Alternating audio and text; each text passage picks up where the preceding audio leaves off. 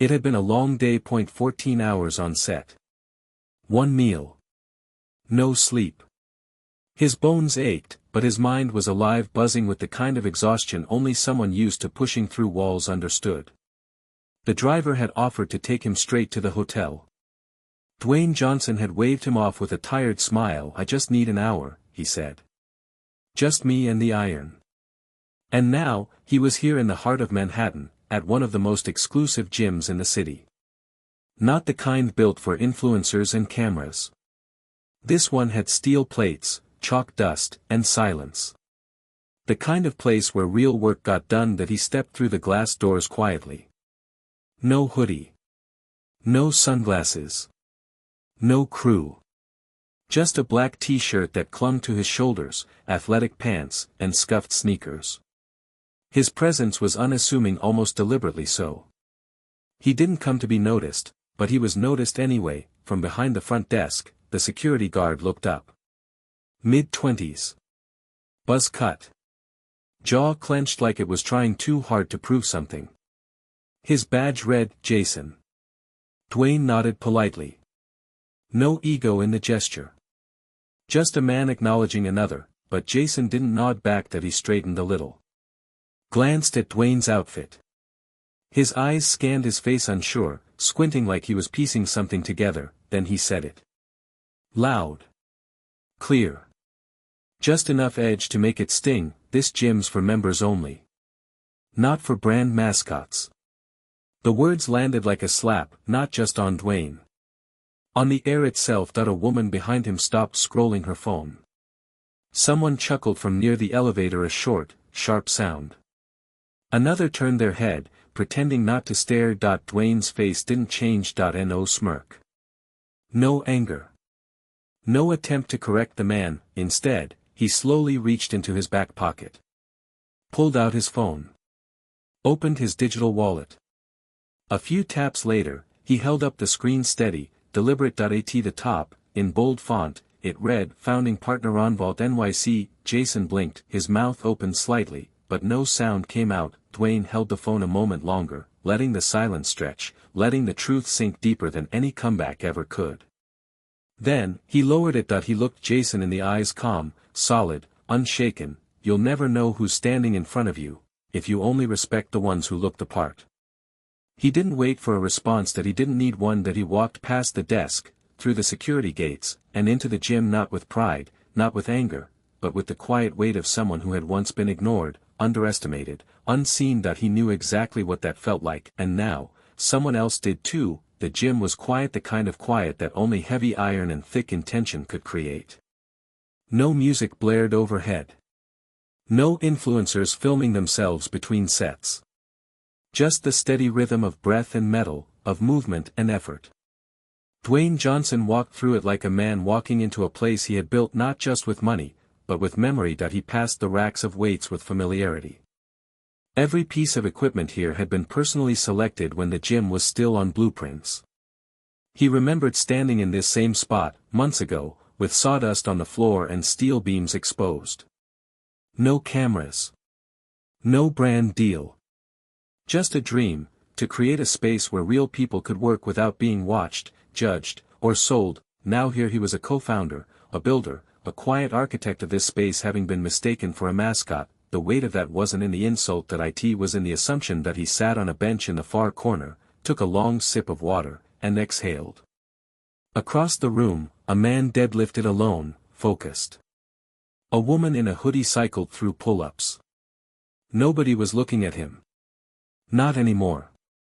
And that was good. That's how he wanted it. But behind him, near the entrance, the air hadn't moved. Jason still stood at the desk, eyes fixed on nothing, fingers clenching and unclenching at his sides. His face was pale now, not from embarrassment alone, but from something heavier.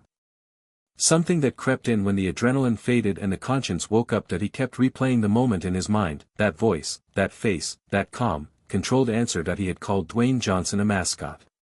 A man who had worked his entire life not to be seen as an image, but as a presence, someone who had built not just muscles, but a reputation grounded in discipline, humility, and respect, and he had brushed him off. Just like that, Jason looked around now aware that a few regulars had seen it too. No one was laughing now. No one was patting him on the back.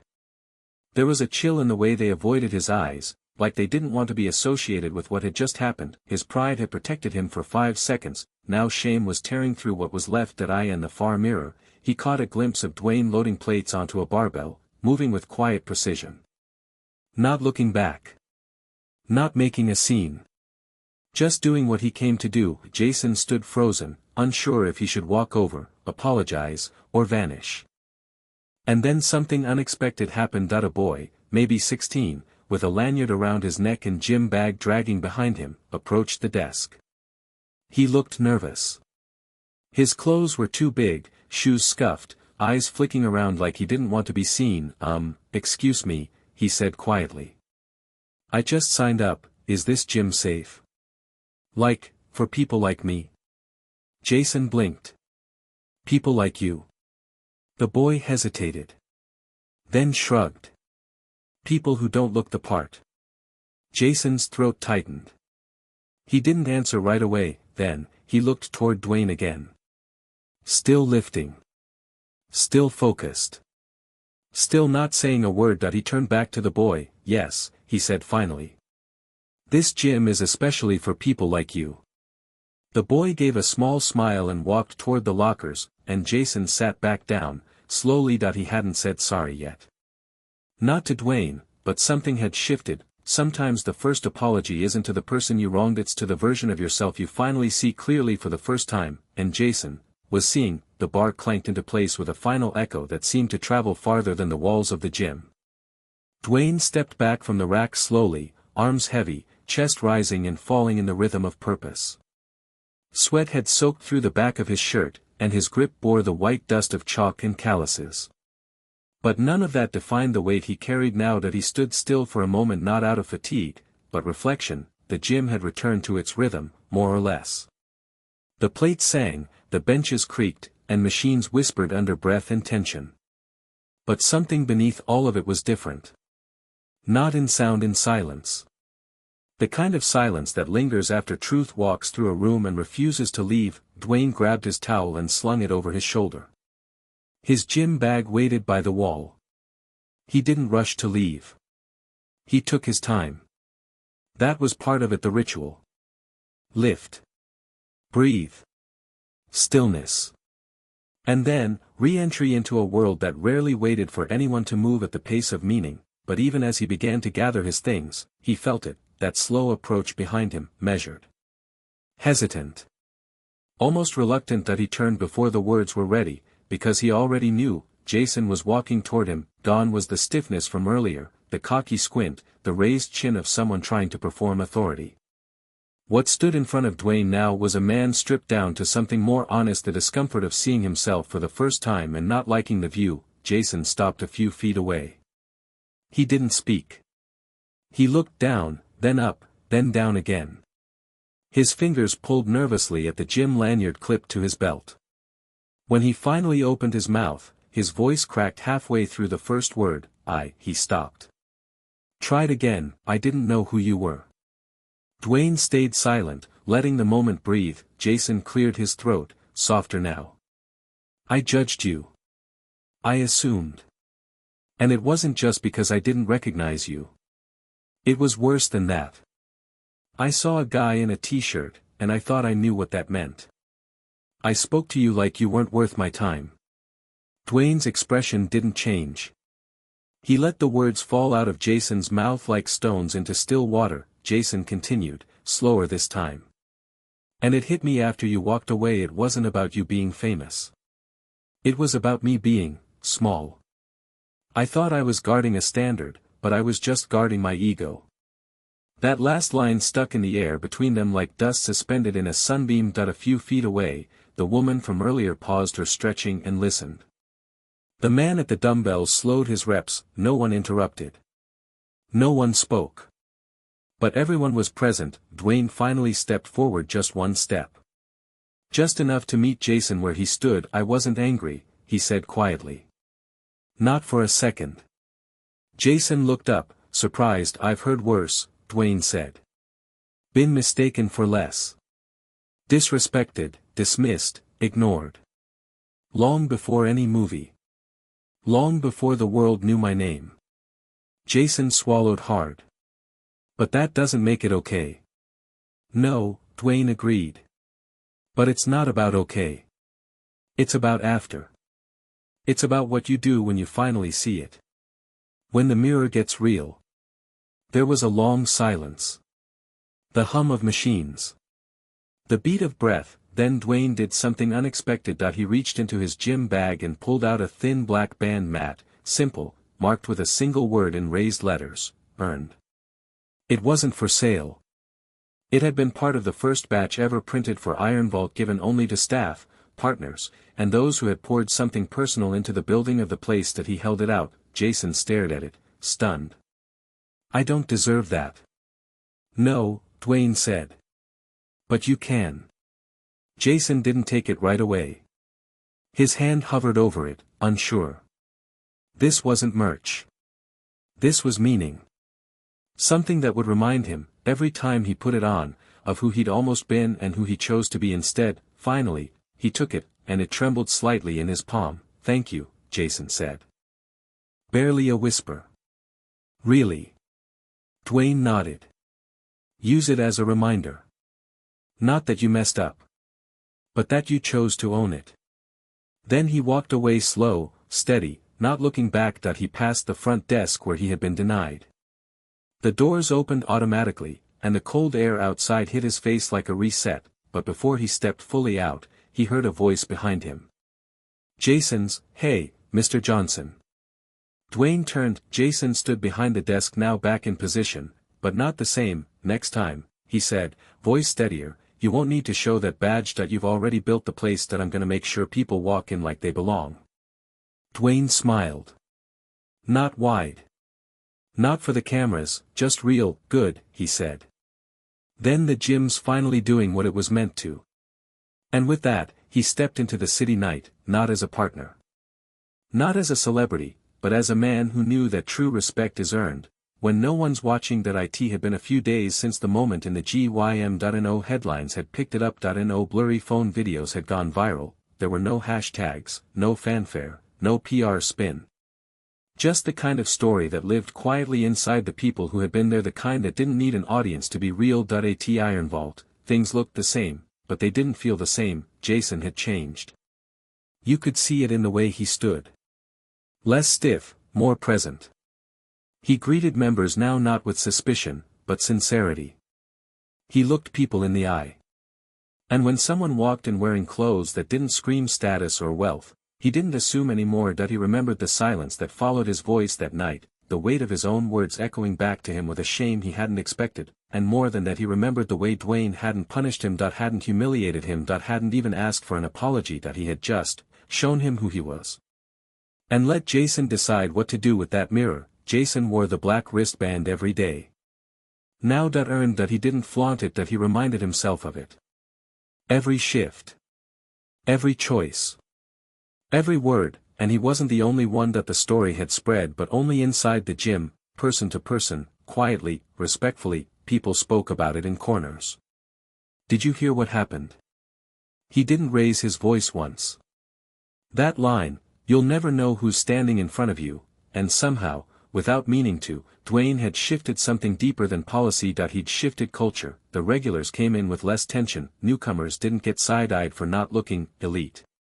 People held doors open, they spotted each other unasked, they nodded in that quiet way gym people do, where one glance means, I see you. Keep going. And one afternoon, just before sunset, something even quieter happened. Dwayne returned. No announcement. No ceremony, just a black t-shirt. Gym bag over his shoulder. Same calm walk. Jason saw him first. He stood up immediately. Instinct. Respect, but Dwayne shook his head gently. Stay seated. Jason smiled. No chance. He stepped forward, offered his hand, not to impress. To greet. Dwayne shook it once. Firm, warm, honest. Jason said, I've been doing a lot of thinking. Dwayne tilted his head. That so? Yeah, Jason said. About what we protect. About what it means to actually make a space safe, not guarded.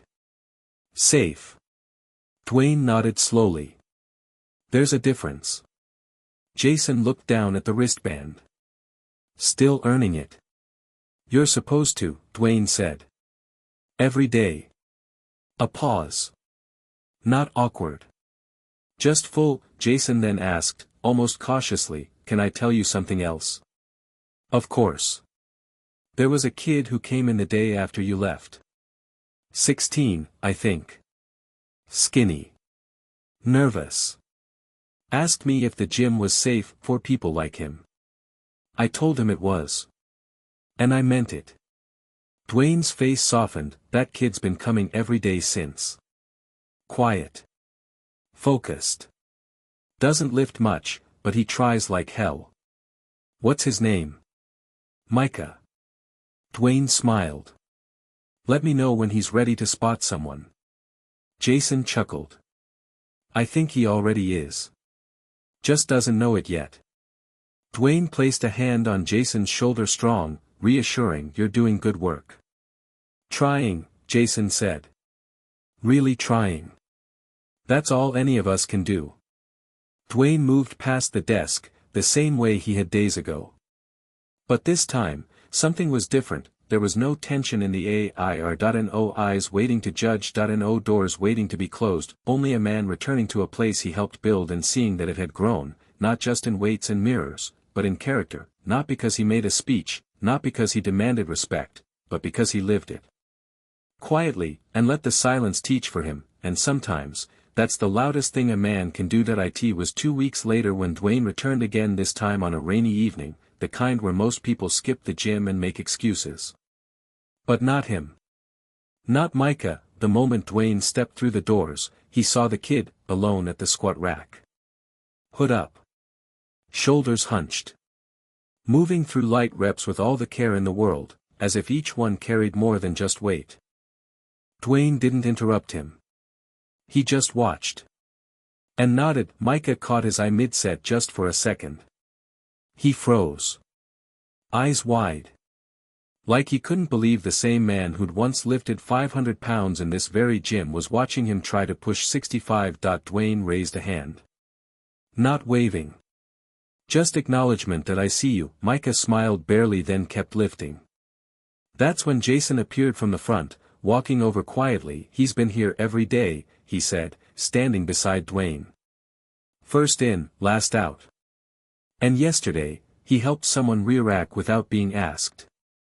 Dwayne looked at him. Told you. Already spotting. Jason chuckled. You were right. Dwayne dropped his bag near the benches. You know why he comes back? Jason nodded slowly. Because he wasn't measured before he lifted. Dwayne didn't say anything. Just gave a small smile. That night, Dwayne didn't do a heavy workout. He didn't film anything. He didn't take photos. He just trained near Micah. Not hovering. Not advising. Just sharing space. Breathing the same rhythm. Giving presence, not performance. And when Micah struggled on his last set, Dwayne stepped in quietly, respectfully, and lifted just 2 fingers under the bar. Enough to say, I've got you. If you fall. Micah finished the rep, and for the first time, he didn't look scared. He looked proud. As they stripped the weights together, Micah glanced up. Thanks, he said, voice soft. You did the work, Dwayne replied. Micah nodded. Still doesn't feel like I belong here. Dwayne crouched slightly to meet his eyes. You belong anywhere your effort shows up. Respect doesn't come from size. It comes from staying. Micah didn't answer, but the way he stood up straighter said enough. When Dwayne left that night, the rain was falling harder. He pulled his jacket over his shoulders and paused at the door.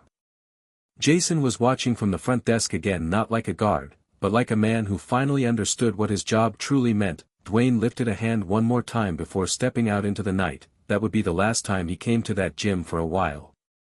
Work would take him overseas, the schedule would explode, life would pull him in 100 different directions, but he didn't need to be there, because something had been left behind. Not a name, not a plaque, but a shift. A boy who believed he was invisible now stood taller. A man who once confused control with character now greeted people like they mattered. A gym once guarded by pride had been opened by humility. And it all started, with one man refusing to raise his voice and choosing instead to raise a mirror, not to be admired, but to be seen, and in that reflection, others found themselves too, and this is how real change begins, quietly, truthfully, and without ever needing to announce its arrival. By the time autumn folded its chill over the city, Iron Vault had become something more than a gym. It had become a sanctuary, not in the religious sense there were no sermons, no hymns, but in the sense that within its walls, something sacred was protected, the right to show up exactly as you are. Without apology, the transformation wasn't loud.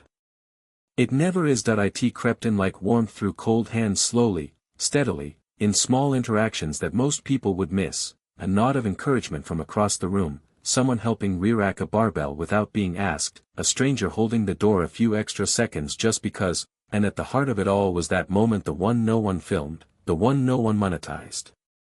The one where a man known around the world chose not to use his name, but his silence. His restraint. His presence. Dwayne Johnson hadn't been back in months. His schedule had taken him overseas, movie shoots, foundation work, things only a few people ever understood the true pressure of. But Iron Vault never left his mind. And neither did the boy. Or the guard. Or the ripple they created. So one Friday evening, with leaves blowing across the sidewalk and the air thick with the scent of rain and city smoke, he came back. No announcement. No build-up. Just him. The doors opened with the familiar hiss. Inside, the space was alive, not busy, not chaotic, just full. Full of breath and movement and quiet respect, and the first person to meet his eyes was Micah. No longer hidden beneath oversized sleeves. No longer shrinking. He wore a black Iron Vault polo now, the word staff stitched clean above his heart.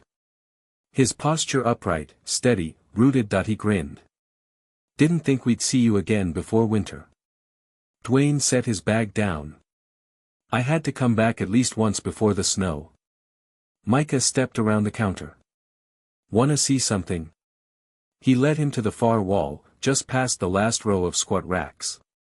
There, on the exposed brick, framed in simple black, hung the quote Dwayne had spoken that night: "You'll never know who's standing in front of you, if you only respect the ones who look the part." But underneath the frame now, someone had added something else, smaller, subtler. Iron Vault is built by those who choose respect before recognition. Dwayne stared at it, his reflection, faint in the glass, looked back at him, older, more tired, but still solid. He looked over at Micah. You added that line? Micah nodded. We all did. Jason, the crew. It just felt right. Dwayne smiled, slow and deep. It is. Jason emerged from the office a few minutes later, face lit up in genuine welcome. They embraced. No words at first. Just presence. I never got to say this properly, Jason said quietly, but, thank you. For not making me feel smaller than I made myself that night. Dwayne's reply came low and firm. The way you owned it, that's the part I'll remember. Not the mistake. The moment you decided who you'd be after it. Jason exhaled, nodding. Micah's mentoring now. 2 new kids. One just came out of surgery. Walks in like he's carrying the weight of 10 eyes on him. Micah's teaching him to breathe again. Dwayne looked across the room and saw the boy, 14, maybe. Scar just barely visible along his temple. Limping. Lifting. Smiling. I knew he would, Dwayne said. They stood there for a while, watching, then Micah asked quietly, can I ask you something personal? Dwayne turned. Always. Why didn't you call it out louder that night? Why didn't you put him in his place like people would have expected? Dwayne's answer came after a pause that felt like it touched the edges of memory itself. Because people don't change when you humiliate them, he said. They change when they see who they almost became, and can still choose not to be. Micah let that settle. Jason looked away, blinking fast. The gym moved around them, like a world in slow, steady orbit. But they, the 3 of them, stood still. Anchored by something invisible and immovable, before leaving, Dwayne walked the perimeter of the gym one more time. Not to inspect. Just to remember. Each station. Each mark on the wall.